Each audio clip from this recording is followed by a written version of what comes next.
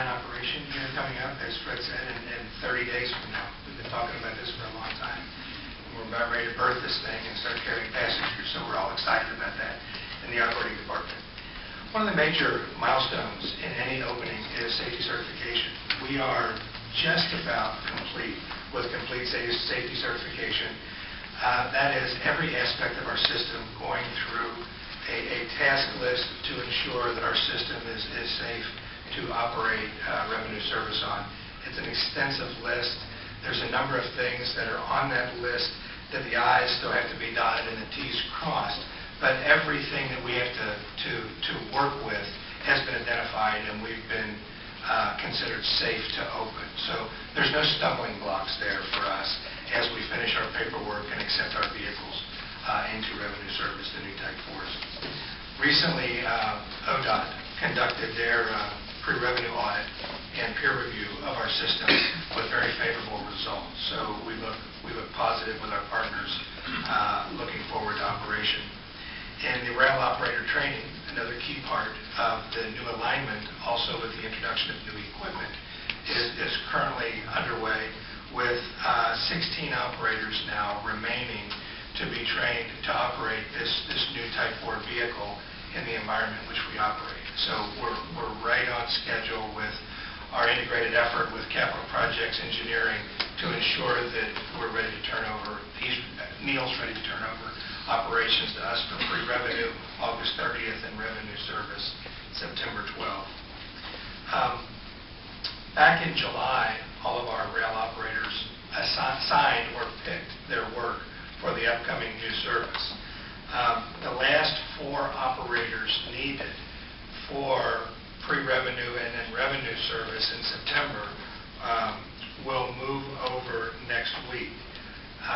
We need 160 operators to operate, rail operators to operate our new service. That's an increase of about 35, 36 operators from the existing system that we currently operate today.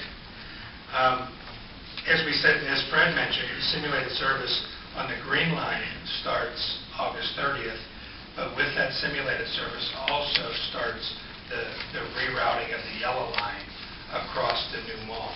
So we're partnering with our marketing and communications department for public outreach to ensure when we're operating the Yellow Line on the new mall, it will be in revenue service, and we're operating the Green Line, it will not be in revenue service, but will be under the simulated service for us to work out any bugs that we have in the projected service delivery. We also have increased our efforts recently with our field supervision. Our field supervisors for years now have been very familiar with the existing light rail cars that we have. But when you introduce a new line and a new piece of equipment, you have to get the supervisors up to speed on responding to emergencies. So we've had them through the familiarization of the vehicle. They've been on the ground through the system looking at the new interlockings. Our next 4-hour phase that starts on Monday is getting the supervisors in the cabs of the new Type 4 cars so they get the view through the windshield like the operator, so they see what the new interlockings, where the Green Line connects over at Gateway and where we spin off at Steel Bridge for the new mall, see what that looks like for the operator, so when they're called into action, they have a complete picture of what happens out there and they can respond ready to assist. Light rail vehicles, critical to the opening. We need 18 cars or 9 trains to operate the Green Line service. We have right now accepted 3 2-car trains that are currently running in revenue service. If you're out there, you might see them. We've been very strategic in making sure that one of them is assigned yellow, one of them is assigned blue line, and one of them is assigned red line through this interim period. So all of our customers get an opportunity to experience the new car and look and marvel at the differences between the older vehicles and the newer vehicles. We also have an opportunity to rotate those through the different operators that probably went through training maybe 6 months, 8 months ago. They get a refresher real quick on operating the new equipment. There is a different control panel. There is a different dynamic envelope and indicators for the operators. So that helps us with providing that reliable service for September 12th when we go into revenue.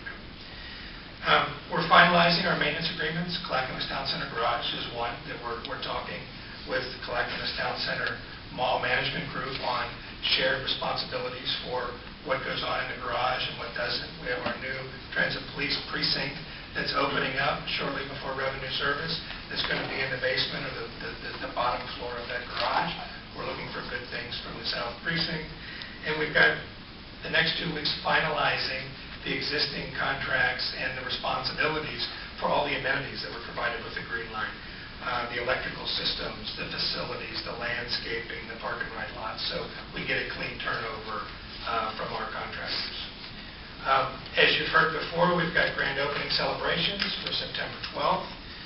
We're looking for Family Day this Sunday for TriMet to be able to experience prior to revenue service what the Green Line will show us in terms of our service expansion.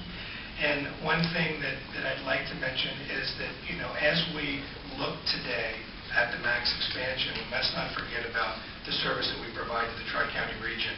We have a large system. We've got light rail, we've got paratransit, we've got commuter rail, and what anchors all of that is our bus system. And a lot of times that gets overlooked in the fanfare of the opening. But without the bus system anchoring our transit services, we wouldn't be half as successful as we are with our